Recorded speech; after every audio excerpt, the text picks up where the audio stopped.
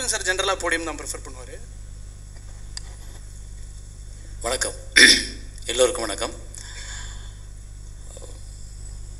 வேறு மாதிரியான ஒரு தருணம், அதாவது ஆட்டோகிராஃப் அப்படின்னு சொல்லிகிட்டே இருந்தாங்க. இப்போ ட்ரெய்லரில் கூட போட்டிருந்தாங்க, டீசரில் கூட ஆட்டோகிராஃப் மாதிரி அப்படின்னு. ஆட்டோகிராஃப் இல்லை, ஆட்டோகிராஃப் வேறு, இது வேறு. ஆட்டோகிராஃப் வந்து காதல் கடந்து போகும், காதலை தாண்டி நிறையா இருக்குன்றது தான் ஆட்டோகிராஃப். காதலை தாண்டி இந்த உலகத்தில் பார்க்க வேண்டிய பிரச்சனைகள் நிறையா இருக்குது, காதல் வந்து போகும் அப்படின்றது தான். ஆனால் இது வந்து ஒரு அதை விட பெரிய பெயின்ஃபுல்லான ஒரு படம். நான் பார்த்துட்டு எனக்கு ரொம்ப இந்த பிரேம்குமார் மேலே ஒரு பொறாமையே வந்துச்சு. இந்த டைரக்டர் பிரேம்குமார் மேலே எனக்கு ஒரு பொறாமை வந்துச்சு. ரொம்ப நாளைக்கு அப்புறம் ஒரு நல்ல டைரக்டரை பார்த்துருக்கேன். இந்த சினிமாவுக்குள்ளே வந்து நல்ல படைப்புகளை இவரால் கொடுக்க முடியும், இவரை நம்ம வந்து போட்டியை எடுத்துக்கலாம், இவர் வந்து நமக்கு ஒரு சேலஞ்சை எடுத்துக்கலாம் அப்படின்னு எனக்கு அந்த பிரேம்குமார் மேலே ஒரு போட்டி வந்துச்சு. பிகாஸ் ஆஃப் தமிழ் சினிமா மட்டும் இல்லை, உலக சினிமாவில் நீங்கள் எடுத்து பார்த்தீங்கன்னா இந்த 2 கேரக்டரை வச்சுக்கிட்டு படம் பண்ணுறது ரொம்ப கஷ்டம். இந்த 2 கேரக்டர் படம் பூரா பேசிகிட்டே இருக்குது. ஆனால் நம்மளால் வந்து படத்தில் இருக்க ஃப்ரேம்லேருந்து முகத்தை நம்ம கண் அசைவை திருப்ப முடியல, பக்கத்தில் பார்க்க முடியல, பாப்கார்னை பக்கத்தில் வந்து வாங்கி சாப்பிட முடியல, எங்கேயோ நம்ம உருகி அப்படியே உறைஞ்சி போயிடுறோம். ஸோ அந்த உரையை வச்ச ஒரு உணர்வை கொண்டு வர்றதுக்கு ஒரு டைரக்டர் மெனக்கட்டுறதுன்றது இருக்குல்ல, அது இந்த பிரேம்குமார் எவ்வளோ மெனக்கட்டுருப்பான்னு தெரியுது. அவர் மெனக்கட்டுறதை தாண்டி அந்த 2 பேர் பேசிகிட்டே இருக்காங்கப்பா. 2 பேர் பேச இப்போ படத்தில் வந்து எஸ்கேப் ஆகுறது ஈஸி. ஒரு ஐட்டம் சாங் வச்சிடலாம், ஒரு சாங் வச்சிடலாம், ஒரு ஃபைட்டு வச்சிடலாம், ஒரு காமெடியனை கொண்டு வந்து ஒரு காமெடி சீன் வச்சிடலாம், அப்புறம் வில்லனை காமிச்சு மியூசிக்லேயே வில்லனை ஓட்டிடலாம். இப்படிலாம் படத்தில் வந்து ஓட்டுறதுக்கு நிறையா விஷயங்கள்லாம் இருக்கும். ஆனால் இவர் அப்படி எதையுமே எடுத்துக்கல. இந்த 2 முகம், இந்த விஜய் சேதுபதி சாரோட முகம், அப்புறம் திரிஷா மேடத்தோட முகம், இந்த 2 முகத்தை மட்டும் வச்சுக்கிட்டு அவரோட டயலாக்கை நம்பி, அந்த டைரக்டரோட கட்ஸ் அதான், அவரோட டயலாக்ஸை நம்பி இந்த 2 முகத்தை மட்டுமே வச்சு பார்க்க வச்சார். அது வந்து எனக்கு பிரமிப்பாக இருந்துச்சு. அக்கிரா குரோசாவா தான் அப்படி ஒரு படம் பண்ணியிருப்பார், த ஒன் பியூட்டிஃபுல் சண்டே அப்படின்னு ஒரு படம். இந்த 2 பேர் ட்ராவல் பண்ணிட்டே இருப்பாங்க ஒரு சண்டே முழுக்க. ஒரே ஒரு ஞாயிற்றுக்கிழமை 2 காதலர்கள் சந்திக்கிறாங்க, அவங்க சுற்றி திரிகிற அந்த பொழுது தான் படம். அது மாதிரி இந்த 96 இந்த 2 பேரை மட்டும் ஒரு நம்பின விதம் வந்து எனக்கு ஆச்சரியப்பட வச்சது. அதை விட இந்த 2 பேர் நடிச்சிருந்தது. விஜய் சேதுபதி ஒரு அரக்கன், அதாவது ஒரு பிசாசிட்ட வேலை பார்க்குற மாதிரி இருக்கும் போல அவர்கிட்ட வேலை பார்த்தோம்னா. எனக்கே இப்போ பயமாக இருக்குது, இந்த பிசாசிட்ட நான் எப்படி வேலை பார்க்க போகிறேன்னு. ஏன்னா எப்படி அதை கேரி ஓவர் பண்ணி நின்று அப்போ அந்த ஒவ்வொரு ஃப்ரேமில் வந்து எப்படி நிற்கிறீங்கன்னு தெரியல, ஆச்சரியப்பட வைக்குது உங்களோடது. உங்களை வந்து ஆண்டவன் வந்து பெரிய ஆயுள் கொடுக்கணும், இன்னும் நிறைய படங்கள் கொடுக்கணும், நிறையா நல்ல படங்கள் கொடுக்கணும். இந்த சினிமா வந்து உங்களை மறக்க முடியாத அளவுக்கு ஒரு உயரத்துக்கு நீங்கள் போகணும். அதே போல் திரிஷா ஒரு பொம்மையாகவே, ஒரு பெரிய ஹீரோயினாகவே, ஒரு அழகான ஒரு ஆளாகவே, ஒரு பாட்டுக்கு படத்தை ஹீரோவோட வர்ற ஒரு ஆளாகவே, ஒரு நடிகையாகவே பார்த்த எங்களுக்கு ஒரு நல்ல ஒரு திரிஷா ஒரு நடிகை, அவங்க வந்து எக்ஸ்ப்ரெஷனை வந்து அவ்வளோ அழகாக ஹோல்டு பண்ணி காமிக்க முடியும் அவங்களால அப்படின்னு காமிக்கும்போது இந்த ஜானுவை இன்னும் ஒரு 20 வருஷத்துக்கு மறக்க மாட்டாங்க. அவ்வளோ நீங்கள் அடுத்து இதை பீட் பண்ணால் நீங்களே ஒரு படம் பண்ணி இதை உடைச்சா தான். ஸோ அந்தளவுக்கு அது சிறப்பாக இருந்தது. ஸோ அதே போல் வந்து இந்த விஜய் சேதுபதி சார் எனக்கு படம் பார்க்கும்போது என்ன ஆச்சரியமாக இருந்ததுன்னா, முதல்ல படம் எடுத்த உடனே காமிக்கிற ஒரு ஹீரோ வர்றாரு. ஒரு ஹீரோ வரும்பொழுது தாடி, ஒரு அழுக்கு பிடிச்ச ஒரு சட்டை பேண்ட்டு, தலையெல்லாம் பந்தரகுலமாக இருக்குது, அப்படியே வந்து ஹாய் அப்படின்றாரு, அப்படியே கட்டி பிடிச்சி தூக்குறீங்க. என்ன இது, இப்படி ஒரு ஹீரோ இன்ட்ரோடக்ஷன் யார் பண்ணுவா? ஒரு மாஸில் இருக்கக்கூடிய இன்றைக்கி ஒரு பெரிய இடத்துல இருக்கக்கூடிய ஒரு ஹீரோவை இப்படி ஒரு பரட்டை மாதிரி ஒரு ஹீரோவாக காட்டினாங்களே, ஏன் காட்டினார் இந்த டைரக்டர்னு ஒரு கேள்வி எனக்குள்ளே வந்துக்கிட்டே இருந்துச்சு. 2வது பகுதிக்கு படம் போகும்போது எனக்கு புரிஞ்சிச்சு, ஒரு பெண்ணை நினைத்து வாழ்ந்து அவள் கிடைக்காம போனதுக்கப்புறம் இந்த உலகத்தில் வேறு எதுவுமே இல்லை அப்படின்ற ஒருத்தன் இப்படி தான் இருப்பான். அதற்கான தோற்றம் தான் அது. அந்த தோற்றத்தை டிசைன் பண்ண டைரக்டர் தான் அதில் வந்து பெரிய ஆள். அது டைரக்டர் டிசைன் பண்ணாரா, விஜய் சேதுபதி சொன்னாரா தெரியாது. ஆனால் அந்த டிசைனிங் இருக்குல்ல, ஒருத்தி லைஃப்பில் எல்லாமே அவள் தான் நினச்சிக்கிட்டு இருக்கும்போது அவள் இல்லைன்னு ஆகி போயிட்டா நமக்கு உலகத்தில் நல்ல ட்ரெஸ் பண்ணணும்னு தோணாது, தாடியை டெய்லி ஷேவ் பண்ணணும்னு தோணாது, அழகாக முடி வச்சுக்கணும்னு தோணாது, ஒயிட் டை அடிச்சுக்கணும்னு தோணாது, எதுவுமே இருக்காது. நமக்கு உலகமே நம்ம உடம்பை நம்ம மறந்துடுவோம், நம்ம உலகம் வேறு எங்கேயோ இருக்கும்.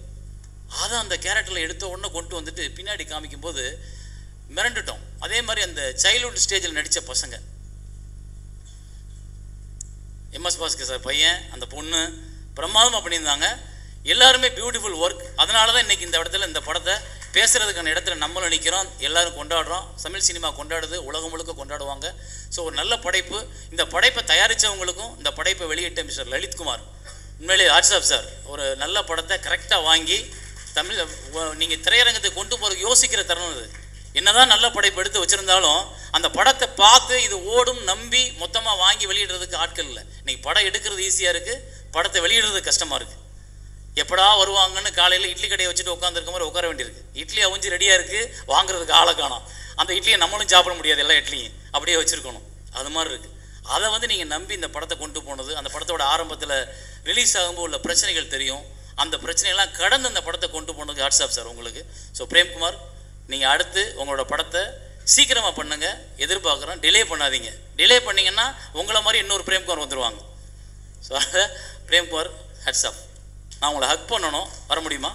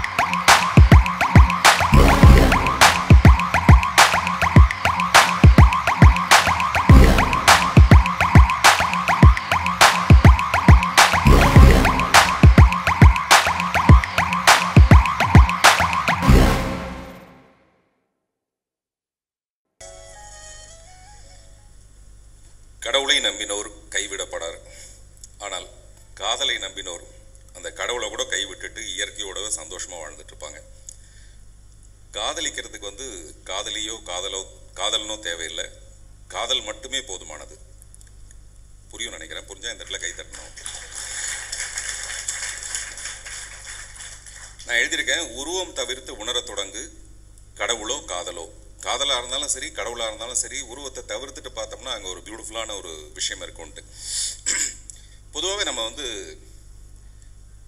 ஆசைப்படுறது ஒரு இடம், வாழ்க்கைப்படுறது வேற இடமா இருக்கும். அது பெண்களுக்கு மட்டும் இல்லை, ஆண்களுக்கு எல்லாருக்குமே வந்து நம்ம ஒருத்தர் ஆசைப்படுவோம், ஆனால் வேற ஒருத்தரோட வாழ்க்கைப்பட்டு வாழ்ந்துட்டு இருப்போம். உதாரணத்துக்கு இந்த ஷர்ட் பார்த்தீங்கன்னா தெரியும். இது வந்து நேற்று இளையராஜாவுடைய ஃபங்க்ஷனில் அதுக்கு போடணுங்கிறதுக்காக கிட்டத்தட்ட ஒரு மாதத்துக்கு முன்னாடியே நான் ப்ரிப்பேர் ஆகி அவ்வளோ காதலோடு இந்த ஷர்ட் ரெடி பண்ணதே அப்படி தான். அந்த மியூசிக்கல் நோட்ஸ் எல்லாம் போட்டு அந்த ஃபங்க்ஷனுக்கு போகணுன்னு ஆசைப்பட்டேன். அது ஏதோ ஒரு காரணத்துக்காக அந்த ஃபங்க்ஷனுக்கு என்னால் போக முடியல. ஆனால் நான் தூரத்தில் இருந்தே அந்த ஃபங்க்ஷனுக்கு ரஹ்மான் சாரை எப்படி அனுப்பி வைக்கிறது, அந்த ஷோவோட ஹைலைட் என்னவாக இருக்க முடியும்னா ரஹ்மான் சாரும் ராஜா சாரும் மேடையில் நிற்கிறது. அது எல்லாத்தையும் அங்கே செஞ்சு விட்டுட்டு நான் வந்து என் ரூமில் உட்காந்து பார்த்துட்டு இருந்தேன். அங்கே ராஜா சார் இல்லை, ஆனால் நான் யோசித்த அந்த காதல், ராஜா சார் மேலே நான் வச்சிருந்த காதலோடு அந்த வீட்டுக்குள்ளே இருந்தேன். அப்படின்னா என்ன அர்த்தம்னா அந்த ஃபங்க்ஷனுக்கு நான் போக வேண்டியதில்லை, கட்டி பிடிக்க வேண்டியதில்லை, எதுவுமே இல்லை, அந்த காதலோடு இருந்தாலே போதும். அந்த மாதிரி ஜுராசிக் பார்க் நம்ம எல்லாம் பார்த்துருப்போம். டைனோசர் வந்து இப்போ இல்லை, ஆனால் அந்த படத்தில் பார்த்தீங்கன்னா டைனோசர் இருக்கிற மாதிரியே ஒரு பயமுறுத்தலை ஏற்படுத்தி நம்ம நம்ப வச்சுருப்பாங்க. அந்த டைனோசர் மாதிரி தான் இந்த படத்தில் இருக்கிற காதல். எல்லாரும் சொன்னாங்க இது ரொம்ப யதார்த்தமான படம்னு. எனக்கு தெரிஞ்சு இந்த படம் யதார்த்தமான படம் இல்லை. படம் ரிலீஸ் ஆனதுக்கப்புறமேல நான் வந்து S2 தியேட்டரில் படம் பார்த்துட்டு எல்லாரும் மாதிரி ராத்திரிலாம் தூங்காமல் புலம்பி மறுநாள் டைரக்டர்கிட்ட சொன்னேன், ரொம்ப ஒரு அயோக்கியத்தனமான படங்க இந்த படம். என்ன எடுத்துருக்கீங்க, எந்த காலகட்டத்தில் என்ன படம் எடுத்துட்டு இருக்கீங்க? இது 2018 எல்லாரும் காதலை வந்து 69 பார்க்குற காலத்தில் நம்ம வந்து 96ன்னு ஒரு படம் எடுத்தா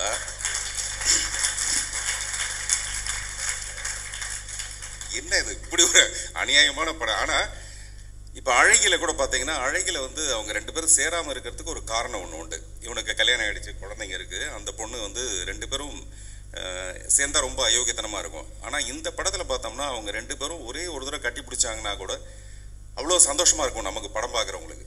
அதை வந்து டைரக்டர் அப்படியே இழுத்து இழுத்து இழுத்து இழுத்து அப்படியே நம்மளை வந்து ஏங்க வைக்கிறாரு. அது வந்து எல்லாரும் கை தட்டுறாங்க. நான் சுற்றி முற்றி பார்க்குறேன்.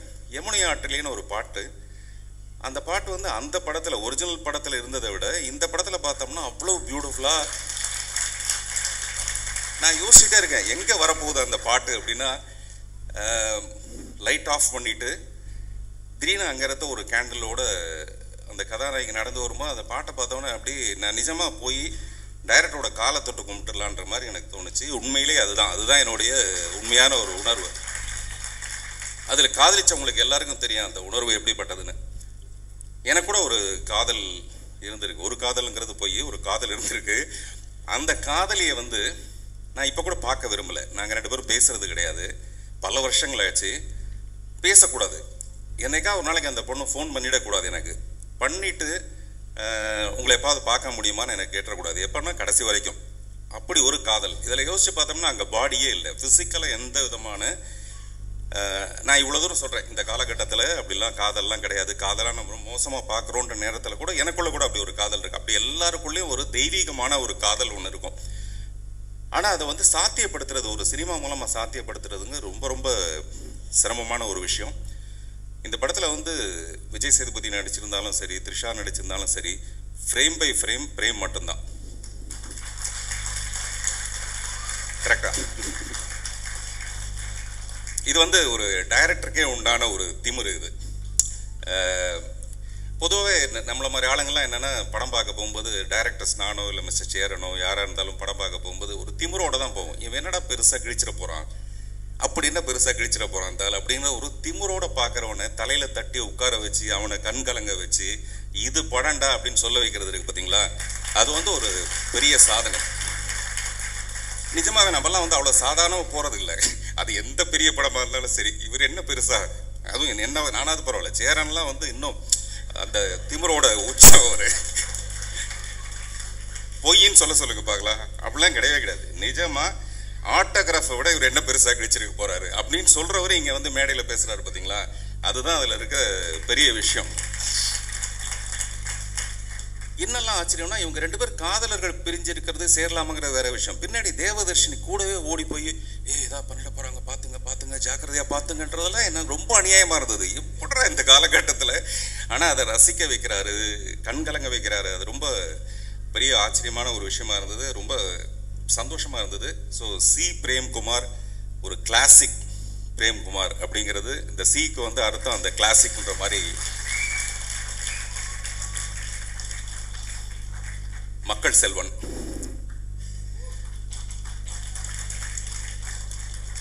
மக்கள் திலகத்துக்கு அப்புறமேல சார் நான் சொல்றது வந்து நான் வந்து பொதுவாக பொய் பேசுவேன், பட் விளக்கு வச்சதுக்கு அப்புறம் பொய் பேசுறது கிடையாது.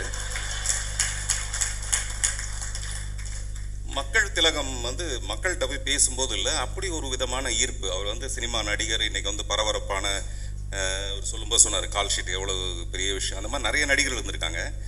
பட் மக்களோட போய் சேர்ந்து மக்களை அதில் வந்து அவங்கள கட்டி பிடிச்சி முத்தம் கொடுத்து ஒரு அமிர்தானந்த மாய் என்ன பண்ணுவாங்களோ அப்படி ஒரு ஆம்பளை அமிர்தானந்த மாய் வந்து நடிகர் விஜயகுமார் கூட என்ன பண்ணுவாருன்னா, அவங்க வீட்டு ஃபங்க்ஷன்லாம் வந்து யாராவது வந்தால் கட்டி பிடிச்சி முத்தம் கொடுப்பாரு.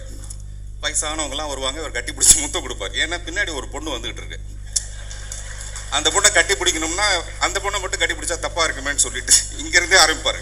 நானும் அப்படிதான் பார்ப்பேன், இவர் வந்து இந்த மாதிரி தான் ஆரம்பிக்கிறாரு போல இருக்கு அப்படின்னு சொல்லிட்டு.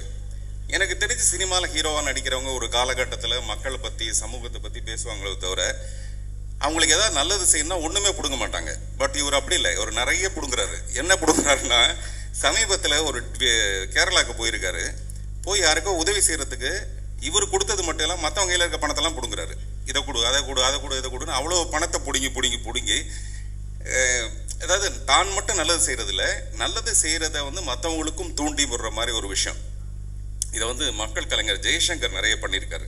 இதெல்லாம் நான் வந்து அவங்கெல்லாம் பார்த்துட்டு உங்களை பார்க்கும்போது எனக்கு வந்து இந்த நடிகர் இந்த படத்தில் நீங்கள் என்னவா இருக்கீங்கன்றதெல்லாம் விட ஒரு மனிதனா எந்த அளவுக்கு நீங்கள் வந்து மக்களை ரீச் பண்ணியிருக்கீங்கன்றதான் எனக்கு ரொம்ப பாராட்டணும்னு நான் நினைச்ச ஒரு விஷயம். எம்கே தியாகராஜ பாகவதர் அவர் வந்து ஒரு 4 சூப்பர் ஸ்டாருக்கு சமம்.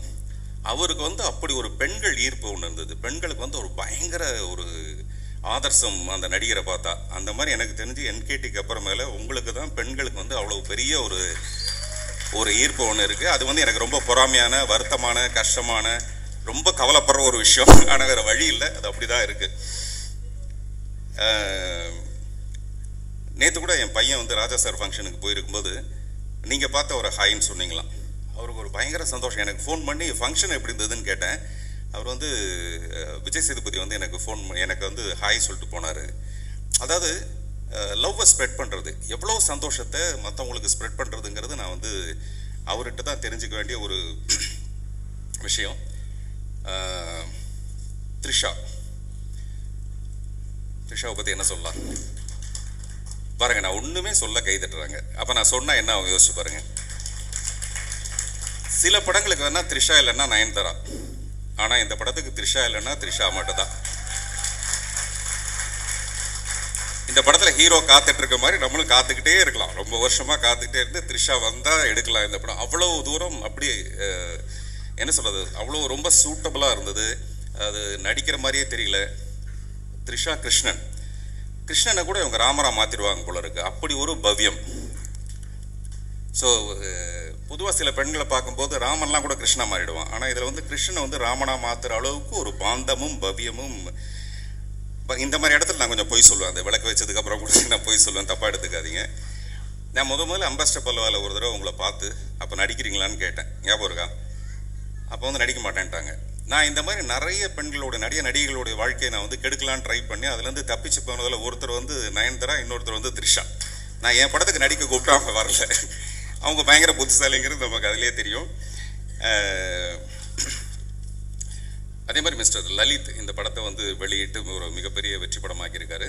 அப்புறம் மியூசிக்கை பற்றி சொல்லவே வேண்டியதில்லை. இப்போ கூட மேடையில் வந்து அவர் பேசுகிறதுக்கு பதிலாக அவர் அந்த வயலினை ப்ளே பண்ணி காட்டும்போது நான் சொன்னேன், சமுத்திரகணி சார்ட்ட சொல்லிட்டு இருந்தேன், எனக்கு ரொம்ப பொறாமையாக இருக்கிற ஒரு விஷயம் வந்து இந்த மாதிரியான விஷயங்கள் தான். இதெல்லாம் நமக்கு தெரிய மாட்டேங்குது, சும்மா வாயிலோடலுடன் பேசிகிட்டு இருக்குமே தவிர அவர் கொஞ்ச நேரம் அந்த வயலினை எஸ்டதில் இருக்குது. அது படம் போகிற அவருடைய ஆக்கிரமிப்பு, அப்புறம் எல்லாரும் சொல்லிட்டாங்க எடிட்டர். அப்புறம் இந்த படத்தில் நடித்த தேவதர்ஷினி, அந்த குட்டி பொண்ணு, எனக்கு வந்து இவங்க 2 பேருடைய காதலை விட இந்த படத்துக்கு ரொம்ப ஆணிவேராக இருந்தது அவங்க 2 பேருடைய அந்த காதல். அது ரொம்ப கொஞ்சம் கூட பொய்யே இல்லை. ஏன்னா அவங்க யாருன்னு நமக்கு தெரியாதனால பாஸ்கரோட சன், அவங்களுக்கெல்லாம் ரொம்ப ஒரு பிரமாதமான ஒரு எதிர்காலம் இருக்கும். நான் வந்து ஒரு அழகான கிஃப்ட் ஒன்று ரெடி பண்ணி கொண்டு வந்தேன். 96ங்கிறதுனால ஒரு கிளாக்கில் 9ம் 6ம் மட்டுமே வச்சுட்டு மீது எந்த லெட்டர்ஸும் இல்லாமல் ஒரு கிளாக் ஒன்று ரெடி பண்ண உங்களுக்கெல்லாம் கொடுக்கலான்ட்டு. அது வரத்துக்கு தாமதமாகுது, அதனால் அது வந்ததுக்கப்புறம் நான் கொடுக்கணும்னு நினைக்கிறேன். அதுக்கடையில் சேரனுக்கு வந்து டைரக்டரை பார்த்தோன்னே என்ன மாதிரி ஒரு ஃபீலிங் வந்ததோ மேடையில் கூப்பிட்டு, அந்த மாதிரி அந்த டைரக்டருக்கு பதிலாக த்ரிஷா வந்து இப்போ மேடைக்கு வரணுங்கிறது என்னுடைய விருப்பம். மேடைக்கு வாங்க, நீங்கள் வாங்க, தைரியமாக வாங்க. சில விஷயங்களை வந்து நம்ம ஆள் வச்சு தான் செய்யணும்னு ஆசைப்பட்றேன். அதை நம்மளே செய்யாமல் அதுக்கு ஒரு ஆளை வச்சுட்டு செஞ்சால் அது இன்னும் கொஞ்சம் ஆனந்தமாக இருக்கும். படம் பூரா நம்மளை ரொம்ப ஏமாற்றி காக்க வச்சு கடைசி வரைக்கும் ஒரு தடவை கட்டி பிடிக்க மாட்டாங்களா நம்ம ரொம்ப ஆர்வமாக இருந்த நண்பர் விஜய் சேதுபதி அவர்கள் மேலே வந்து 2 பேரும் ஒரே ஒரு தடவை ஹக் பண்ணி இந்த படத்தோட 100வது நாளில் மிகப்பெரிய வெற்றியாக அந்த சார் வாங்க சார், நான் கூட நிற்கிறேன், நீங்கள் தைரியமாக வாங்க.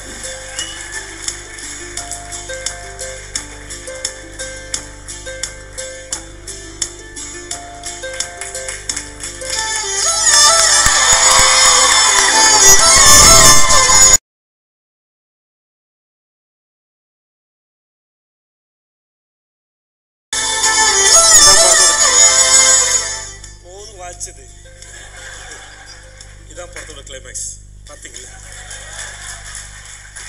பாருங்க, இதை விட நான் வேற என்ன பண்ண முடியும் யோசிச்சு பாருங்க. எனக்கு எவ்வளவு பெரிய பெருந்தன்மை. அதுவும் யாரங்க த்ரிஷா மாதிரி ஒரு பொண்ணு மேடையில் நிற்க வச்சு. பார்த்திபா, ஓகே, தேங்க்யூ. டைரக்ஷன் டீம் இவங்க தான் ராப்பகலா. எல்லாரும் தூங்குனதுக்கு அப்புறம் தான் தூங்குவாங்க, எல்லாரும் முழிக்கிறதுக்கு முன்னாடியே முழிச்சிருவாங்க. நாள் கணக்கில்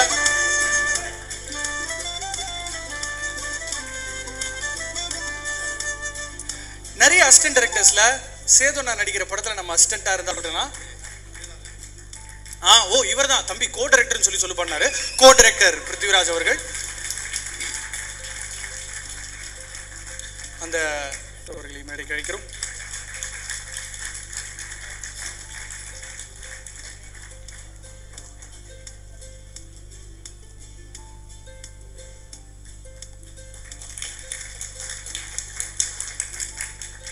அசோசியேட் டைரக்டர் ஆனந்த் ராமசாமி. சூப்பர்யா.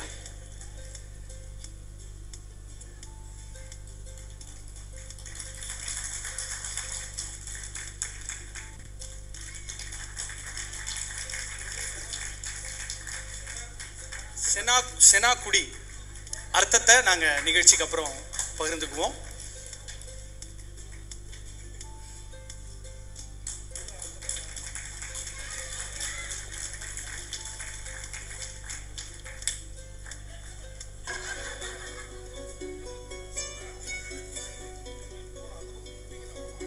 பார்த்துப்பா.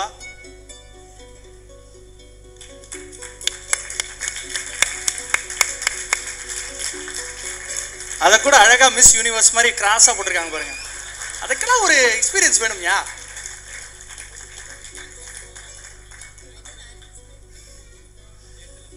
எடுத்துருப்பா. ஹீரோயினுக்கு இப்பயே பாவம் பார்க்குறான் பையன். மேம் ஒரு சில வார்த்தைகள் பேசணும். அப்பப்போ கேமரா. வணக்கம். Sorry, நான் இன்னொரு இடத்துக்கு கிளம்பிட்டு இருக்கேன். That's why I offered to speak first. Thank you all of you all for coming here. And இன்னைக்கு எனக்கு ரொம்ப ரொம்ப பெருமையா இருக்கு. It's very rarely that I feel very overwhelmed about something, especially my work. So 96 is one such film.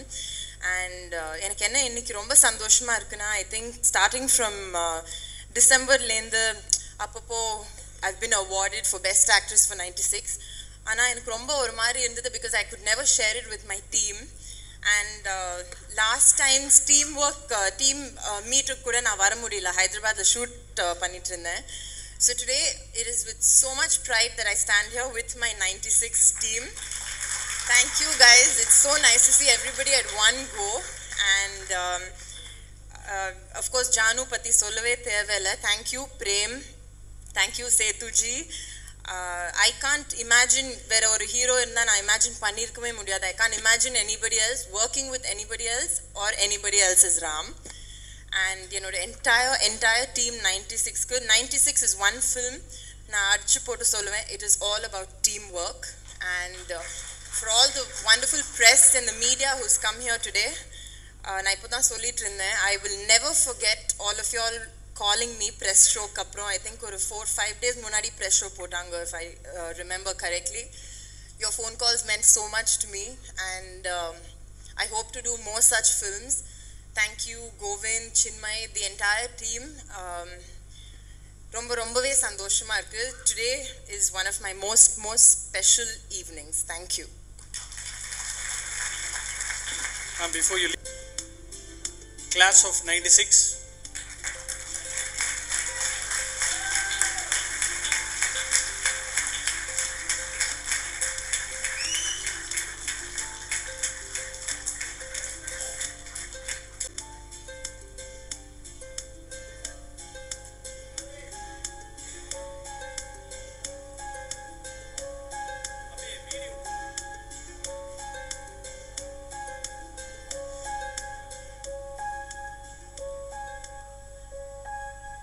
இந்த நடிகரை பிடிக்கும், அந்த நடிகரை பிடிக்கும்னு சொல்லி கேள்விப்பட்டிருக்கோம். நான் விஜய் சேதுபதியை லவ் பண்றேன்னு நிறைய பேர் சொல்லி நான் கேட்டிருக்கேன். We love you, Vijay Sethupathi.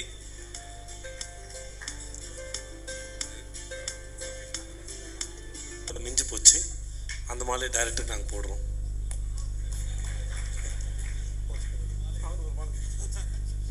அவர் ரொம்ப கூச்சப்பட்டாருங்க, அதனால தான்.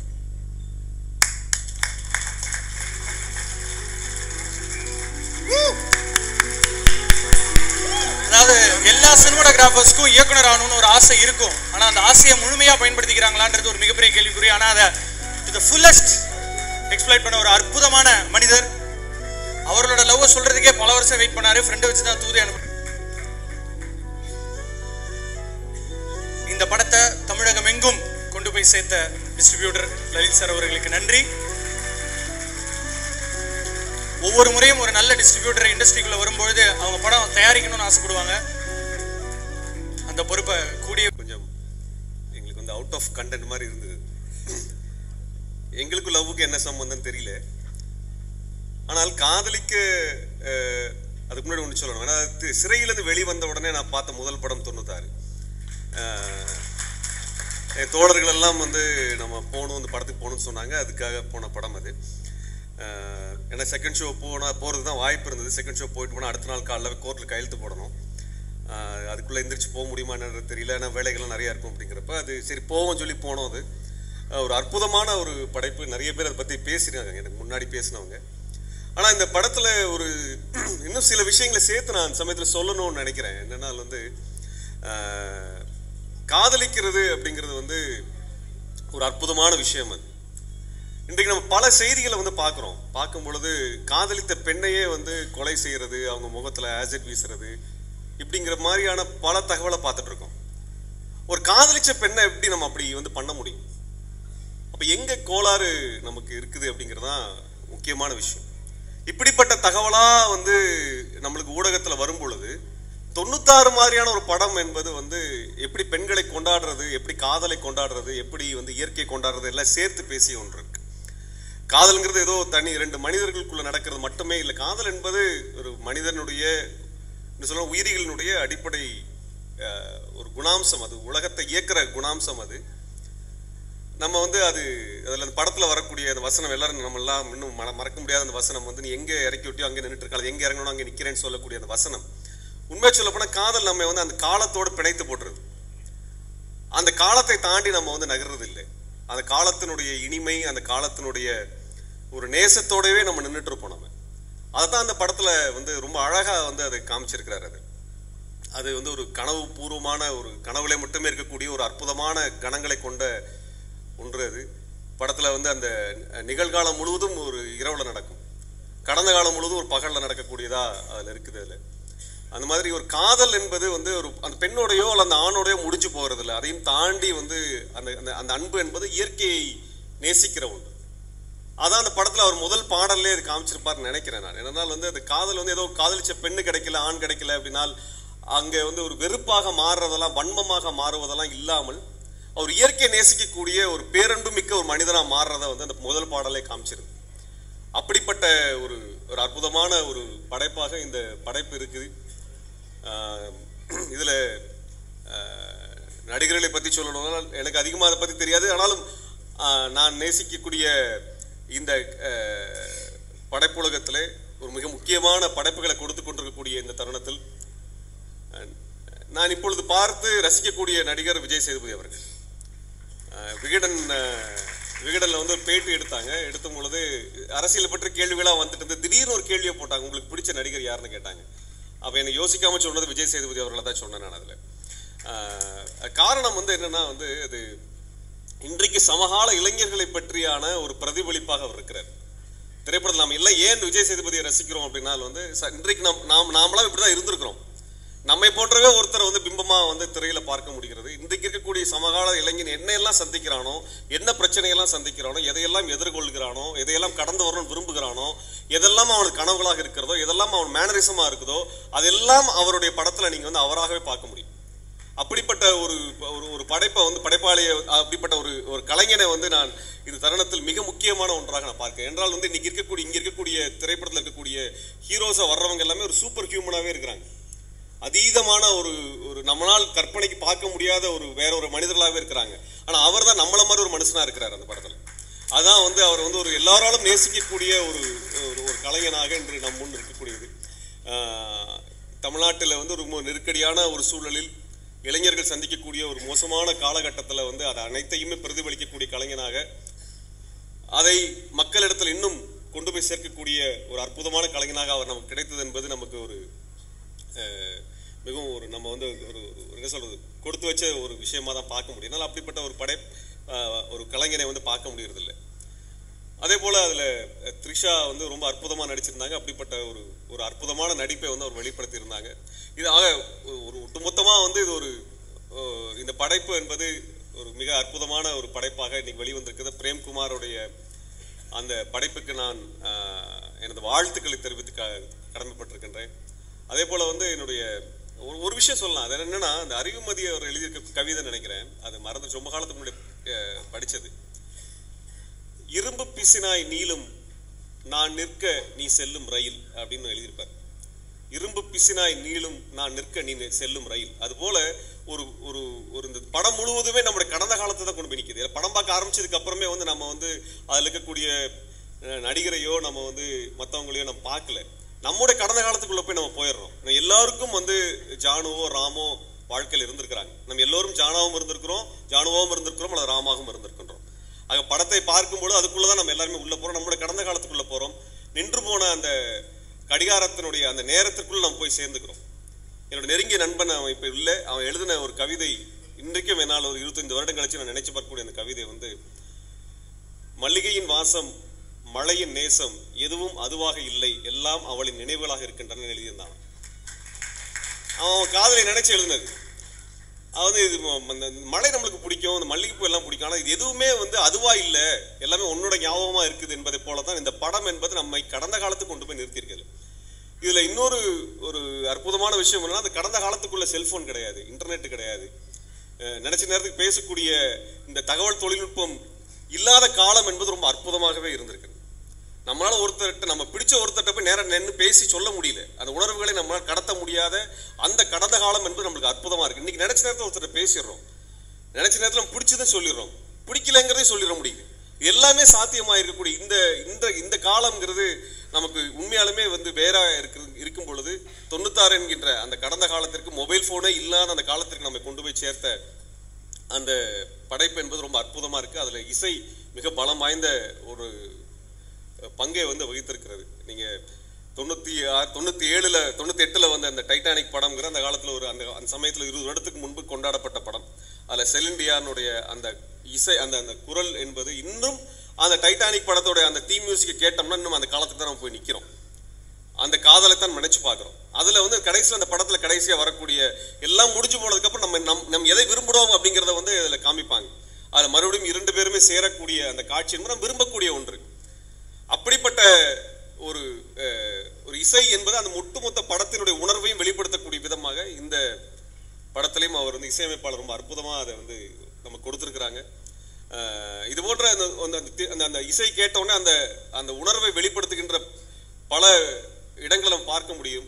இளையராஜா ஐயா சாரோடைய பாடல்கள்ல இருந்து நீங்கள் வந்து இதயத்தை திருடாதேங்கிற படம் நினைக்கிறேன், அந்த படத்தில் ஒரு இசை இருந்துகிட்டே இருக்கும். அந்த துள்ளலை அந்த குதூகலத்தை காமிச்சு கொண்டிருக்கக்கூடிய இசை. அதே போல் ஒவ்வொரு தருணத்திலும் வந்து இது போன்ற ஒரு இசையின் மூலமாக அந்த ஒட்டுமொத்த உணர்வையும் வெளிப்படுத்துகின்ற தன்மை இந்த படத்தில் இது எல்லாமே சரியாக வாய்த்திருக்கிறது. இது எல்லாமே சரியாக வாய்த்திருக்கிறது. இதில் வந்து எங்களுக்கும், அதாவது நான் சொல்லக்கூடிய இயக்கவாதிகளுக்கும் இந்த படத்துக்கும் உள்ள தொடர்பு என்பது அந்த காதல் தான். நாங்கள் மனிதர்களை நேசிக்கின்றோம், இயற்கையை நேசிக்கின்றோம், அதனால் போராடுகின்றோம். அதான் உண்மை. நாம் வந்து காதலிக்கின்றோம், அதனால் நாம் வாழ்கின்றோம். இதான் நம்ம எல்லாத்துக்கும் இருக்கக்கூடிய ஒன்று. நம்ம வேற ஒன்றுமே கிடையாது. இதனால வேற எதுவும் கிடைக்க போறதில்லை. உலகத்தினுடைய உன்னதமான தத்துவங்கள் எல்லாம் கரைச்சி குடிச்சிருக்கலாம், ஆனால் அது முக்கியம் இல்லை. நீங்கள் எந்த சமூகத்தில் வாழ்கிறோரோ அந்த மக்களை நீங்க நேசிக்கும் பொழுது, அந்த மக்கள் மீது உங்கள் அன்பை செலுத்தும் பொழுதுதான் எந்த தத்துவங்களும் உயிர் பெறுகின்றன. ஆக அன்பு இல்லாமல் காதல் இல்லாமல் உலகம் கிடையாது. அந்த வகையில் 96 என்பது இந்த காலகட்டத்தில் பல ஒரு முக்கியமான விழுமியங்களை நம்மகிட்ட சொல்லி இருக்குது. மறுபடியும் நாமெல்லாம் வந்து நம்மளுடைய கடந்த காலத்தை சென்று சந்திப்பது, ஜானுவை சென்று சந்திப்பதை போன்ற ஒரு வாய்ப்பு நம்மளுக்கு கிடைக்குமான்லாம் தெரியல. நம்ம எல்லாருக்கும் அந்த போன்ற வாய்ப்புகள் இல்லாமல் இருக்கலாம். ஆனால் நம்மளுடைய நிகழ்காலத்தை ஒரு அற்புதமானதாக மாற்றிக்கொள்வது ஒன்றே ஒன்று தான், நம்முடைய அன்பும் காதலும் மட்டும்தான். நாம் காதலை கொண்டாடி ஆகணும். இன்னைக்கு தமிழ் சமூகத்தில் காதல் என்பது சமூகத்தில் எவ்வளவு பெரிய சிக்கல்களை கொண்டு வந்துகிட்டு இருக்கின்றது பார்த்துட்டு இருக்கிறோம். காதல் என்பதை மறுக்கக்கூடிய ஒரு சாதிய வெறியை பார்த்து கொண்டிருக்கிறோம். இந்த இடங்களை காதலை கொண்டாட வேண்டிய தேவை நமக்கு சமூகத்துக்கு இருக்குதுன்னு நினைக்கிறேன். காதலும் வீரமும் நம்மளுடைய தமிழர்களுடைய அடையாளங்கள் சொல்லப்பட்ட இடத்துல இருந்து நம்ம இன்னைக்கு வந்து காதலிக்கிறவனை வெட்டி கொலை பண்றதும், அவன் தலையை வெட்டி எடுக்கிறதும் போன்ற ஒரு வன்முறைகள், காதலிக்கிறவனை வெறுக்கக்கூடிய, காதலனுக்கு மேல எனக்கு கிடைக்கலன்னா நீ எனக்கு வேண்டான்னு சொல்லி அதை முழுவதுமா அழிக்கக்கூடிய அந்த வன்மம், இதெல்லாம் நம்ம சமூகத்தில் வளர்ந்து இருக்கக்கூடிய இந்த தருணத்தில் காதலை பற்றியான இதுல தூய்மை புனிதம் அப்படிலாம் இல்லை, இயல்பான ஒன்று. காதல் என்பது இயல்பான ஒன்று. அந்த இயல்பை பற்றி நம்ம பேச வேண்டியது. அது மனிதனுடைய இயல்பு மட்டுமல்ல, ஒட்டுமொத்த உயிரினங்களுடைய இயல்பு. ஒட்டுமொத்த உயிரினங்கள் காதல் இல்லைனால், அன்பு இல்லை என்றால், நேசம் இல்லை என்றால் இருந்துவிட முடியாது. அதையெல்லாம் கொடுத்த இந்த திரைப்பட குழுவினருக்கும் அதனுடைய இயக்குனருக்கும் என் சார்பாகவும் மேற்பது இயக்கத்தின் சார்பாகவும் வாழ்த்துக்களை தெரிவித்து விடைபெறுகிறேன். நன்றி, வணக்கம்.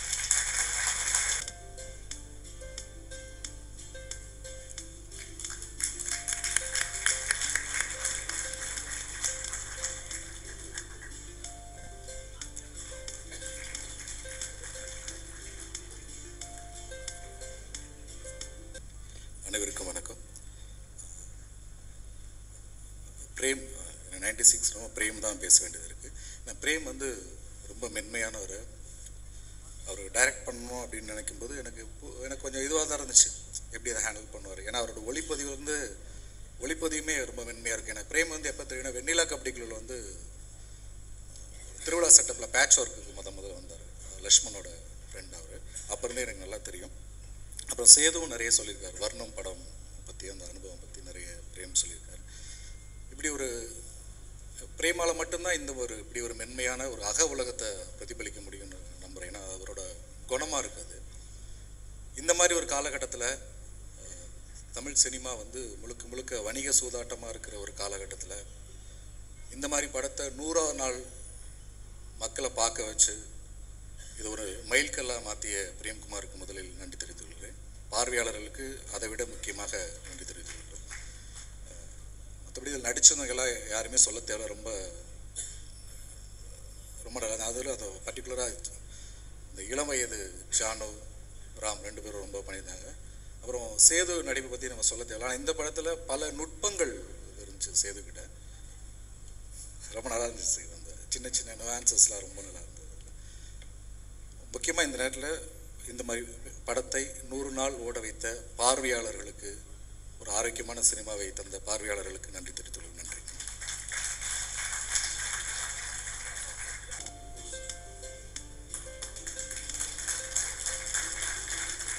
படத்தோட சோலே அந்த ஸ்கூல்ல தான் இருக்கு. மிஸ்டர் பாக்ஸ்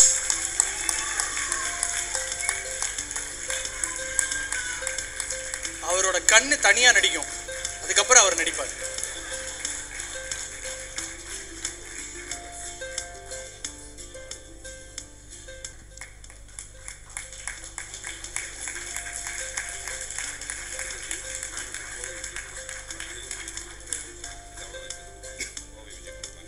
மேனேஜர் செல்ல கோபங்கள் உண்டு அவன் மேலே. அதெல்லாம் தாண்டி இப்போ வேற இடத்துல இருக்கிறான் கார்த்தி. ரொம்ப சந்தோஷமா இருக்கு. இன்னும் வேற உயரத்துக்கு போகணும்.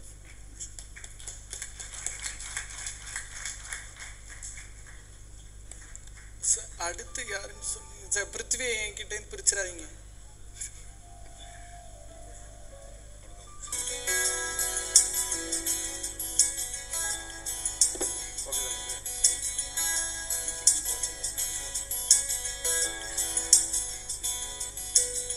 டெல்லி எங்க இருக்கு? ஐயோ டெல்லி.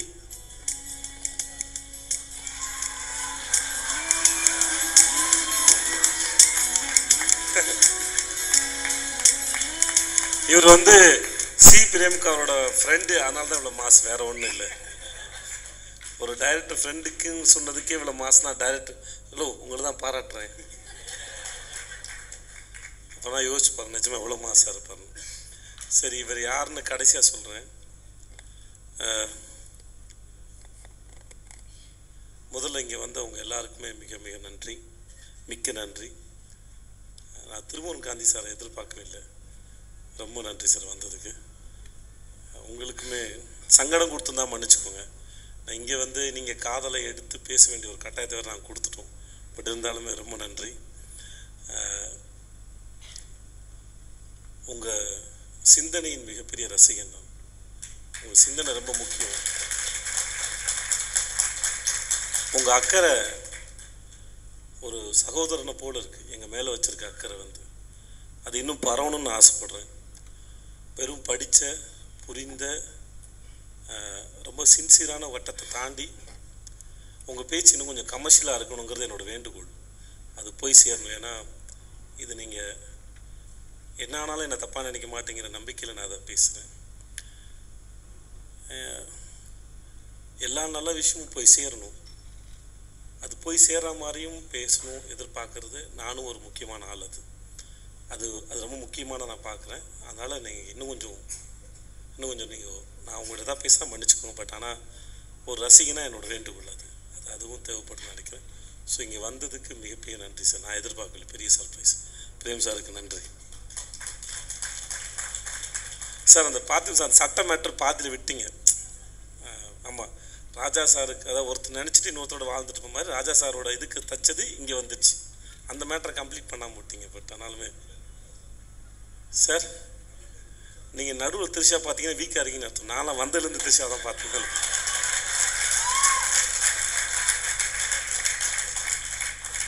இவ்வளோ அழகாக ஒரு பொண்ணு பார்க்கலன்னா அது படைச்சவனுக்கு பண்ணுற துரோகம் நான் நினைக்கிறேன். கடவுளை கேட்டேன், எனக்கு ஏன்பா கண்ணு வச்சுன்னா அழகான பொண்ணை பார்க்கன்னு சொன்னாங்க. ஸோ அதனால் பார்க்க தப்பு இல்லைன்னு தோணுது சார். சேரன் சார் வந்ததுக்கு ரொம்ப நன்றி சார். ரொம்ப ரொம்ப நன்றி. அதுவும் நீங்கள் சொன்னதில் ரொம்ப அழகாக இருக்குது. ஆட்டோகிராஃபுங்கிற ஒரு படத்தை, ஆட்டோகிராஃப் என்ன மாதிரியான படம், 96 என்ன மாதிரியான படம்னு அதை நீங்கள் சொல்லும்போது தான் அதோட வேறு யார் சொன்னாலுமே இதுவாக இருக்காது. ரொம்ப ரொம்ப நன்றி sir. Lenin sir, thank you so much. நான் வந்த உங்கள் அனைவருக்கும் நன்றி. இந்த படத்தை பற்றி நாங்கள் நிறையா சொல்லி எங்களுக்கே முடிஞ்சு போச்சு அப்படின்னு நாங்கள் தெரியல, நாங்கள் முடித்து வேறு வண்டி ஏறி கிளம்பிட்டோம்னு நினைக்கிறேன். ஆனாலுமே இந்த 96 அப்படிங்கிற இந்த ட்ரெயின்லேயோ இல்லை 96ங்கிற இந்த ஃப்ளைட்லேயோ இல்லை 96 அப்படிங்கிற இந்த சைக்கிள்லையோ ஸ்கூல் பேக்கை மாட்டிட்டு சுற்றிட்டு இருக்க உங்களோட அத்தனை பேருடைய அன்புக்கும் ரசனைக்கும் மிகப்பெரிய நன்றி. And thank you so much. Thank you. மற்ற எல்லாமே நம்ம ஜாதி சனங்க தான். எங்களுள்ள பாராட்ட மேடை ஏறி பாராட்டினா அது போதும். நாங்கள் நிறையா பாராட்டிட்டோம். ஸோ ரொம்ப ரொம்ப நன்றி எல்லாருக்கும். அப்புறம் இந்த எங்கள் டெல்லி பிரசாத் சார், இதுக்கு பேமெண்ட் இருக்குது சார். அப்படிலாம் சும்மா சொல்ல முடியாது, ப்ளீஸ் புரிஞ்சுக்கோங்க.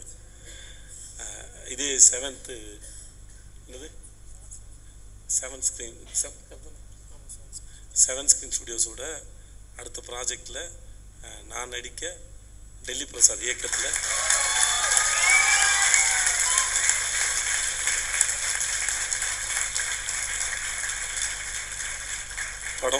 படம் பேர் என்ன? டெல்லி சும்மா சொல்லுங்க. துக்ளக்.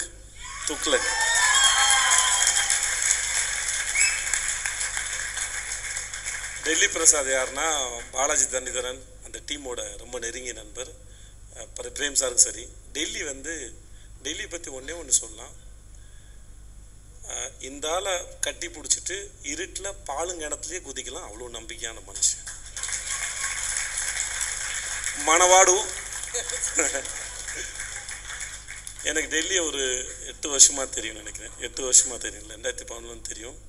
எங்கள் ஹீரோயின் காயத்ரியோட அந்த மாதிரி காயத்ரி இவர் தான் வந்து தெருவில் என்ன படிச்சிருந்தது அந்த பொண்ணு +2 முடிச்சிருந்த பொண்ணை கூட்டு வந்து ஹீரோயினாக்கு 4 இந்த ஆள் தான் ஆக்சுவலாக வந்து.